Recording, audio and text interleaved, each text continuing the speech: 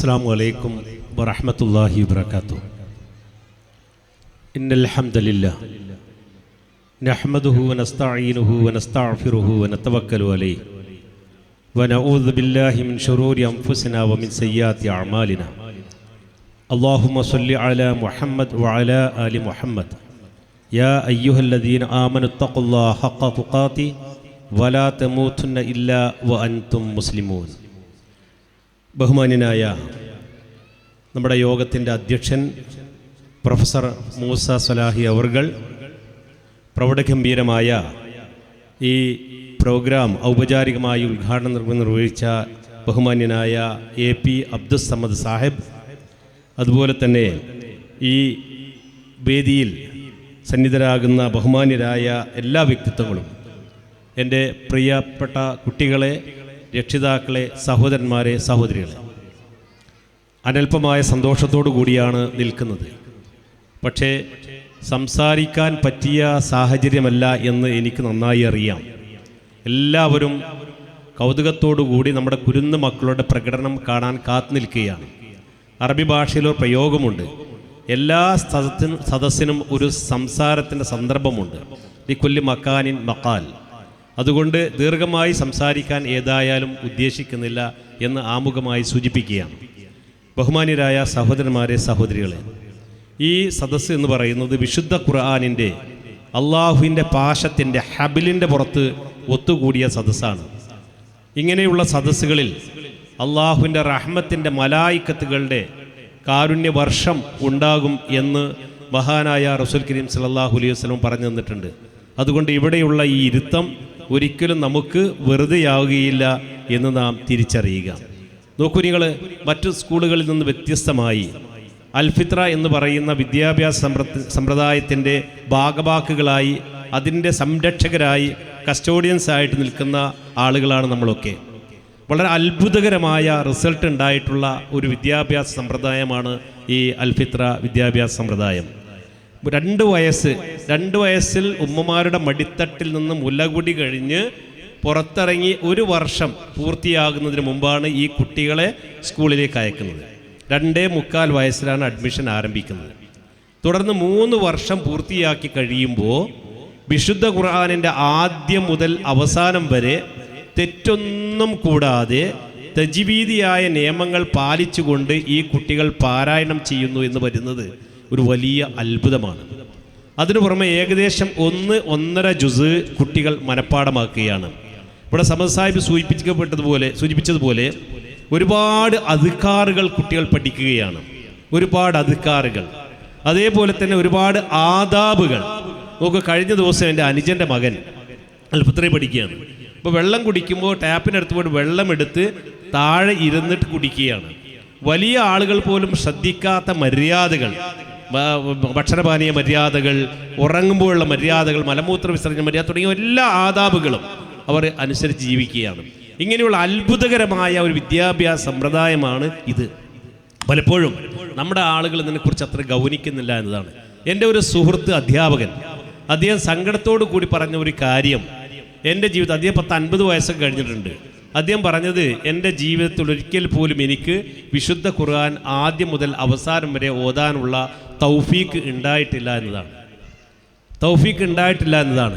നമ്മളിപ്പോൾ വിശുദ്ധ റമദാൻ വരികയാണ്, അപ്പോഴേക്കൊന്ന് ഓതണം എന്ന ഒരു മാനസികാവസ്ഥയിൽ കാര്യങ്ങൾ എത്തുകയാണ്. എല്ലാ ദിവസവും നമ്മുടെ ജീവിതവുമായി ഒട്ടി നിൽക്കുന്ന ഒരു വലിയ സംഗതിയായി ഇന്നും മുസ്ലിം ഉമ്മത്ത് ഇതിനെ ഏറ്റെടുത്തില്ല. അതാണ് അബ്ദുസ് സമദ് സാഹിബ് അദ്ദേഹത്തിൻ്റെ ഘനഗംഭീരമായ സ്വരത്തിൽ അദ്ദേഹം പറഞ്ഞ കാര്യം. വിശുദ്ധ ഖുർആനല്ലാതെ മറ്റൊരു പരിഹാരവും നമുക്കില്ല എന്നതാണ്. പക്ഷെ ഉമ്മത്ത് അത് ഏറ്റെടുത്തിട്ടില്ല. നോക്കൂ, നിങ്ങൾ വിശുദ്ധ ഖുർആനിൽ ഒരു വലിയ ഗൗരവമുള്ള ഒരു സംസാരമുണ്ട്. വളരെ ഗൗരവമുള്ള സംസാരമാണ്.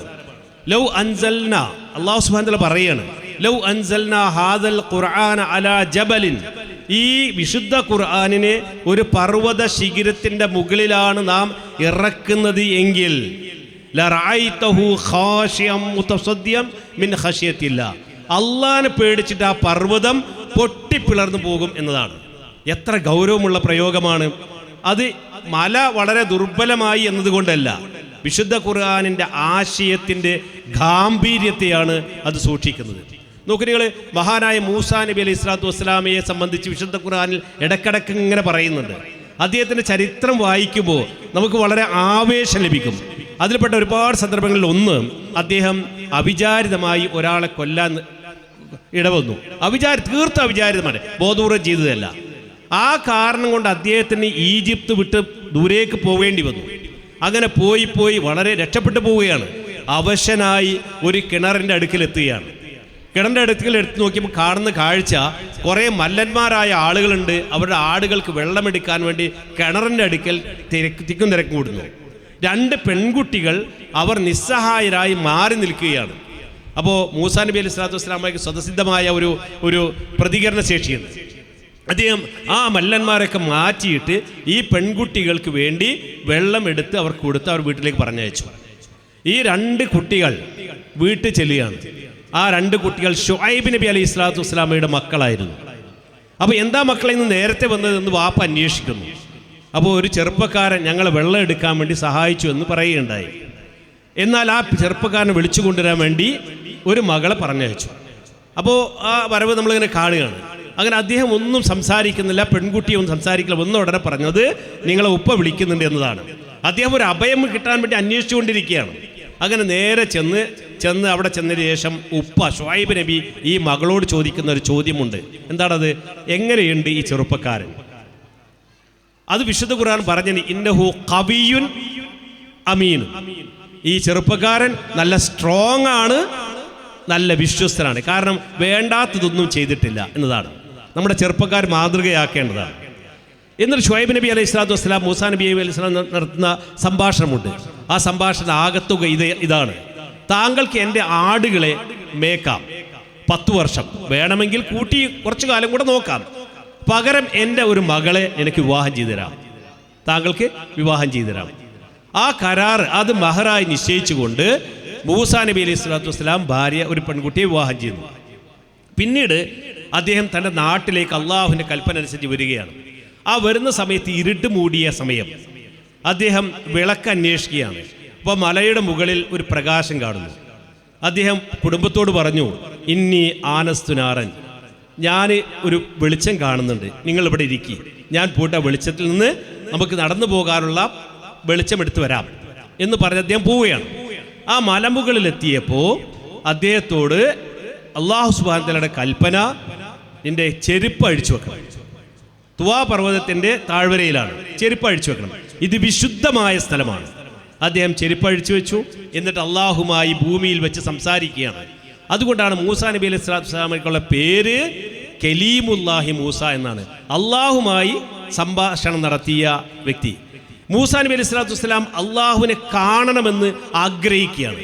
എന്നിട്ട് കൊച്ചു കുട്ടിയെപ്പോലെ വാശി പിടിച്ചു, പടച്ചവനെ നിന്നെ ഒന്ന് കാണണം. അപ്പോൾ അള്ളാഹു സുബ്ഹാനഹു വതആല പറയുകയാണ്, അന് കാണാൻ കഴിയില്ല, മനുഷ്യർക്കാർക്ക് എന്നെ കാണാൻ കഴിയില്ല. മൂസാ നബിക്ക് വീണ്ടും വാശി പിടിച്ചു. അപ്പോൾ അള്ളാഹു സുബ്ഹാനഹു വതആല പറയുകയാണ്, ആ പർവ്വതം അത് അവിടെ തന്നെ നിൽക്കുകയാണെങ്കിൽ നിനക്ക് എന്നെ കാണാം, അല്ലെങ്കിൽ കാണാൻ കഴിയില്ല. മൂസാ നബി ആ പർവ്വതത്തിൻ്റെ നേരെ തിരിഞ്ഞപ്പോൾ ഒരു വലിയ പ്രകാശം വലയം ചെയ്യുകയാണ്. പിന്നീട് ഒരു ഘോര ശബ്ദത്തോടു കൂടി ആ പർവ്വതം പൊട്ടിപ്പിളർന്നു. മൂസാ നബി അലൈഹി സ്വലാത്തു വസ്സലാം ബോധം കെട്ടുവീണു. പിന്നെ ബോധത്തിന് എണീറ്റ ഉടനെ അള്ളാഹുവോട് മാപ്പ് പറഞ്ഞു, എൻ്റെ വിവരദോഷത്തിന് ഞാൻ ഇങ്ങനെ ചെയ്തു പോയല്ലോ എന്നത്. എന്നിട്ട് ഈ സംഭവം ഇനി തുടർന്നിങ്ങനെ പോവുകയാണ്, പല സംഭവങ്ങളും. ഈ സംഭവത്തിൽ നിന്ന് മനുഷ്യരെ പഠിപ്പിക്കുന്ന ഒരു വലിയ സന്ദേശം, അള്ളാഹുവിൻ്റെ വചനം, അള്ളാഹുവിൻ്റെ സാന്നിധ്യം, അതിന് വലിയ ഗൗരവമുണ്ട് എന്നതാണ്. വളരെ വലിയ ഗൗരവമുണ്ട്. അതുകൊണ്ടാണ് പൂർവികരായ പണ്ഡിതന്മാർ വിശുദ്ധ ഖുർആനിൻ്റെ പേജുകൾ എവിടെ നിന്നെങ്കിലും കണ്ടുകിട്ടിയാൽ ഉടനെ അത് കത്തിച്ച് കളയും. വെറുതെ ഇങ്ങനെ അലസമായി ഇടുന്ന പരിപാടി ഉണ്ടായിരുന്നില്ല എന്നതാണ്. നോക്കൂ നിങ്ങൾ, ആ പൂർവികരായ സമൂഹം അത് ഉൾക്കൊണ്ടുകൊണ്ട് ജീവിക്കുന്ന തലമുറയായി ജീവിക്കുകയായിരുന്നു. അവരുടെ ജീവിതത്തിൽ ആ ഖുർആനുണ്ട്. ലോകത്തുള്ള എല്ലാ ഗ്രന്ഥവും, വിശുദ്ധ ഖുർആൻ എല്ലാ പ്രതികളും കത്തിച്ച് കഴിഞ്ഞാലും വിശുദ്ധ ഖുർആൻ ഹൃദയങ്ങളിൽ കൊണ്ടു നടക്കുന്ന കോടാനുകോടി ആളുകളുണ്ടെന്നതാണ്. ഇവിടുത്തെ നോക്കൂ നിങ്ങൾ, ഈ ദാറുൽ അൻസാറിൻ്റെ കീഴിൽ എത്ര കുട്ടികളാണ് ഹൃദയത്തിൽ വിശുദ്ധ ഖുർആൻ കൊണ്ടു നടക്കുന്നത്. ഇതേ വിധത്തിൽ ബൈഹാർട്ടാക്കുന്ന, മനഃപ്പാടമാക്കുന്ന വേറെ ഒരു വിശുദ്ധ ഗ്രന്ഥവും ഇല്ല എന്നതാണ്. അതുകൊണ്ട് എനിക്ക് എൻ്റെ സഹോദരന്മാർ പറയാനുള്ളത്, നിങ്ങൾ കുട്ടികളെ ചെറുപ്പത്തിൽ തന്നെ വിശുദ്ധ ഖുർആനുമായി ആത്മബന്ധം പുലർത്തുന്നവരായി വളർത്തണം എന്നതാണ്. നോക്കൂ, നിങ്ങൾ നമ്മളുടെ ഹാർട്ട് കണ്ടിട്ടില്ല. നമ്മൾ വല്ലപ്പോഴും ഹാർട്ട് കണ്ടിട്ടുണ്ടെങ്കിൽ അത് വല്ല ലാബിലോ മ്യൂസിയത്തിലോ എക്സിബിഷനിലൊക്കെ കണ്ടിട്ടുണ്ടാകും. യഥാർത്ഥത്തിൽ എൻ്റെ ഹാർട്ട് എന്ന് പറയുന്നത് ഇങ്ങനെ പിടിച്ചാൽ എൻ്റെ ഈ കൈപ്പിടിയുടെ വലിപ്പമാണ് എൻ്റെ ഹാർട്ട്. നിങ്ങൾക്ക് ഓരോരുത്തരുടെയും ഹാർട്ട് അവനവൻ്റെ കൈപ്പിടിയിൽ ഒതുങ്ങുന്ന ആ വിധമാണുള്ളത്. അത്ര വലിപ്പം ഉണ്ടാവും. വലിയ മല്ലനാണെങ്കിൽ അയാളത് വലുതായിരിക്കും. കൊച്ചു കുട്ടികളുടെയാണെങ്കിലോ ചെറിയ കുഞ്ഞു ഹൃദയമായിരിക്കും. ആ കുഞ്ഞു ഹൃദയങ്ങൾ എന്ന് പറയുന്നത് യഥാർത്ഥത്തിൽ സ്പോഞ്ച് പോലെയാണ്. സ്പോഞ്ച് വെള്ളം ആഗിരണം ചെയ്യുന്ന പോലെ ഈ കുട്ടികളുടെ ഹൃദയങ്ങൾ നല്ലതിനെയും ചീത്തതിനെയും ആഗിരണം ചെയ്യും. അതുകൊണ്ട് നല്ലത് മാത്രം കുട്ടികൾക്ക് നൽകാൻ കൊടുക്കണം. അവർ കേൾക്കുന്നതും കാണുന്നതും അറിയുന്നതുമൊക്കെ നല്ലതാകും. ഞാൻ അവസാനിപ്പിക്കുകയാണ്. നോക്കൂ, നിങ്ങൾ ഏതാനും മാസം മുമ്പ് കേരളത്തിൽ ഞെട്ടിച്ച ഒരു സംഭവമുണ്ട്. ഒരു ചെറുപ്പക്കാരൻ നമ്മൾ സാധാരണ ചുമരിലൊക്കെ ആണിയടിക്കാൻ ഉപയോഗിക്കുന്ന ഹാമറുമായി ഇറങ്ങുകയാണ്. എവിടേക്കാണ് പോകുന്നത്? തന്നെ 10 മാസം ഗർഭം ചുമന്ന് 2 വർഷം മുലയൂട്ടി വലിയ യുവാവാകുവോളം സംരക്ഷിച്ചു വരുന്ന ഉമ്മയുടെ മൂർധാവിലേക്ക് അവൻ ആമർ കൊണ്ട് അടിക്കുകയാണ്. പിന്നീട് അവൻ പോകുന്ന അവൻ്റെ കൂട്ടുകാരിയെ അടിച്ചു കൊന്നു, മൂത്താപ്പയെ അടിച്ചു കൊന്നു. അങ്ങനെ 5 പേർക്ക് ആക്രമിച്ചു, 4 പേർ കൊല്ലപ്പെട്ടു. ഉമ്മ ഭാഗ്യം കൊണ്ട് രക്ഷപ്പെടുകയുണ്ടായി. അങ്ങനെയുള്ള അക്രമവാസനയുള്ള കുട്ടികളാകണോ നമ്മുടെ മക്കൾ എന്ന് നമ്മൾ ആലോചിക്കണം. കുട്ടികളെ നന്നായി വളർത്തണം. അങ്ങനെ വളർത്തിയാൽ മാത്രമേ അവർ നമുക്ക് വേണ്ടി പ്രാർത്ഥിക്കുകയുള്ളൂ. മഹാനായ റസൂൽ സല്ലല്ലാഹു അലൈഹി വസല്ലം പറഞ്ഞു, നമ്മളൊക്കെ മരിക്കേണ്ട ആളുകളാണ്. നമ്മൾ മൂക്കിൽ പഞ്ഞു വെച്ചാണ് ഇപ്പോൾ നടന്നുകൊണ്ടിരിക്കുന്നത്. നമ്മളൊക്കെ മൂക്കിൽ മഞ്ഞ് വെച്ചുകൊണ്ടാണ്. നമ്മൾ 3 കഷ്ണം തുണിയിൽ പൊതിഞ്ഞ് എല്ലാവരും അങ്ങനെ ഒരു അനുഭവം ഉണ്ടാവും എന്ന് വിചാരിക്കുക. അങ്ങനെ കൊണ്ടുപോയി പള്ളിക്കാട്ടിലേക്ക് പോകുമ്പോൾ, പള്ളിക്കാട് മയ്യിത്ത് നമസ്കാരം കഴിഞ്ഞ് പള്ളിക്കാട്ടിലേക്ക് ഖബറിൻ്റെ അടുത്തേക്ക് കൊണ്ടുപോകുമ്പോൾ 3 വിഭാഗമാണ് ഉണ്ടാകുക. ഒന്ന്, ഈ മയ്യത്തിൻ്റെ അഹ്ലുകാരുണ്ടാവും, റസൂലുള്ളാഹി പറയുകയാണ്. 2, അവരുടെ മാലുണ്ടാവും, ധനമുണ്ടാകും. 3 അവരുടെ പ്രവൃത്തി ഉണ്ടാവും, അമലുണ്ടാകും. അങ്ങനെ അതിൽ അവിടെ മറവ് ചെയ്ത് കഴിഞ്ഞാൽ, കല്ലൊക്കെ വെച്ച് മണ്ണൊക്കെ പ്രാർത്ഥിച്ചു കഴിഞ്ഞാൽ 2 തിരിച്ചു പോരും. ആരാണ്? അഹ്ലുകാർ തിരിച്ചു പോരും. അവൻ്റെ ധനവും തിരിച്ചു പോരും. അവൻ്റെ അമല് മാത്രമാണ് അവിടെ ബാക്കി ഉണ്ടാകുക. വേറെ ആരും കൂട്ടുണ്ടാവില്ല. പക്ഷേ ഈ അമലിൽ നിന്ന് 3 അമലുകൾ കണക്റ്റഡ് ആണ്. 3 അമലുകൾ. ഒന്നെന്താണ്? സ്വതക്കത്തുൻ ജാരിയ, നല്ലതിന് നൽകിയ ധനം. അതിൻ്റെ ക്രെഡിറ്റ് ഇങ്ങനെ വന്നുകൊണ്ടേയിരിക്കും ആ അമലിൻ്റെ കൂട്ടത്തിലേക്ക്. മറ്റൊന്ന് വലതുൻ സ്വാലിഹുൻ യദ്ഉ ലഹു, ഈ മരിച്ചുപോയ ആളിന് വേണ്ടി പ്രാർത്ഥിക്കുന്ന മക്കൾ. ആ മക്കള് ഇയാൾക്ക് അതിലേക്ക് വരവായി തരും. അതുപോലെ തന്നെ ഇൽമുൻ യുന്തഫ ബിഹു, മറ്റുള്ളവർക്ക് ഉപകാരപ്പെടുന്ന അറിവ്. ഇത് 3 ആ അമലുമായി കണക്റ്റഡ് ആണ്. അപ്പോൾ നമ്മളെ മക്കൾ ഇങ്ങനെ കൈ ഉയർത്തി നമുക്ക് വേണ്ടി ഇങ്ങനെ പ്രാർത്ഥിക്കുകയാണ്. പടച്ചവൻ അല്ലാഹുമ്മ ഗ്ഫിർ ലഹു റബ്ബിർഹമുമാ കമാ റബ്ബയാന സഗീറ, എന്നെ ചെറുപ്പത്തിൽ വളർത്തിയതുപോലെ എൻ്റെ വാപ്പനെ ഉമ്മനെ നീ അവരോട് കരുണ ചെയ്യണമേ എന്ന് പ്രാർത്ഥിക്കുന്ന മക്കൾ. അങ്ങനെ പ്രാർത്ഥിക്കാറുണ്ടോ? നോക്കി, മയ്യത്ത് ഞങ്ങൾക്കൊക്കെ ഉണ്ടാകുന്ന അനുഭവങ്ങൾ. പള്ളിയിൽ മയ്യത്ത് കൊണ്ടുവച്ചാൽ മക്കളെ തരയും. ഓനെ ഉദരത്തിന് കയറി വരുന്നുണ്ടാവില്ല. വന്നാൽ തന്നെ മയ്യത്ത് നമസ്കാരത്തിന് കെട്ടിയാൽ അവൻ്റെ തക്ബീറത്തുകൾ ബേജാറോടുണ്ടാകാം. എന്താ ചൊല്ലേണ്ടതെന്ന്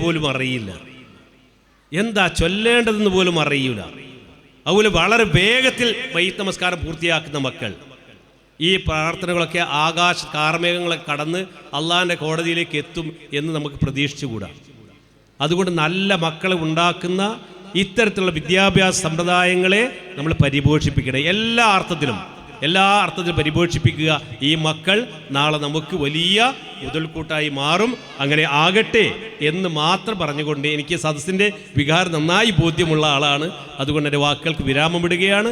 അള്ളാഹുവോട് പ്രാർത്ഥിക്കുകയാണ്. ഇതിനെ സംരക്ഷിക്കുന്ന, ഇതിനെ സഹായിക്കുന്ന അബ്ദുൽ സാഹിബിൻ്റെ കുടുംബം, അവർക്കും അതുപോലെ മാനേജ്മെൻറ്റിൽപ്പെട്ട ആളുകൾ, അധ്യാപകർ, എല്ലാവരും. നോക്കൂ, നിങ്ങൾ എത്ര മനോഹരമായിട്ട് എത്ര അധ്വാനിച്ചുകൊണ്ടാണ് ഇവരിതിൽ പഠിപ്പിക്കുന്നു. നോക്കൂ, എത്ര ഇതിൻ്റെ സിസ്റ്റം നിങ്ങൾ മനസ്സിലാക്കണം. 2 ടീച്ചേഴ്സ് ഇങ്ങനെ ക്ലാസ് എടുക്കുകയാണ്.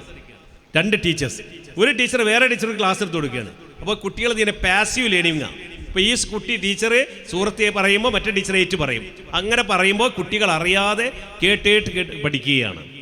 അതുകൊണ്ട് ഖുർആൻ തെറ്റുകൂടാതെ ഓതുന്ന അവസ്ഥ നമുക്കുണ്ടാകണം എന്നുകൂടി സൂചിപ്പിക്കുകയാണ്. വിശുദ്ധ ഖുർആനിൽ പുള്ളികൾക്ക് പോലും വലിയ മഹത്വമുണ്ട്. അല്ലാഹു അഹ്സനുൽ ഖാലിഖീൻ എന്ന് പറയുന്നിടത്തൊരു പുള്ളിയുണ്ട്, ഖ എന്നാണ്.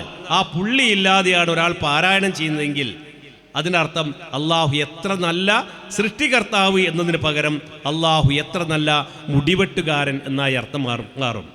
അതുകൊണ്ട് വളരെ ഗൗരവമുള്ള പഠനമാണ് വിശുദ്ധ ഖുർആൻ പഠനം. അതിൻ്റെ എല്ലാ വിധത്തിലുള്ള പിന്തുണക്കാരുമായി തീരട്ടെ എന്ന് പ്രാർത്ഥിച്ചുകൊണ്ട് അള്ളാഹു അനുഗ്രഹിക്കട്ടെ ഈ സദസ്സിനെയും ഈ പ്രോഗ്രാമിനെയും എന്ന് പ്രാർത്ഥിച്ചുകൊണ്ട് എൻ്റെ വാക്കുകൾക്ക് വിരാമമിടുകയാണ്.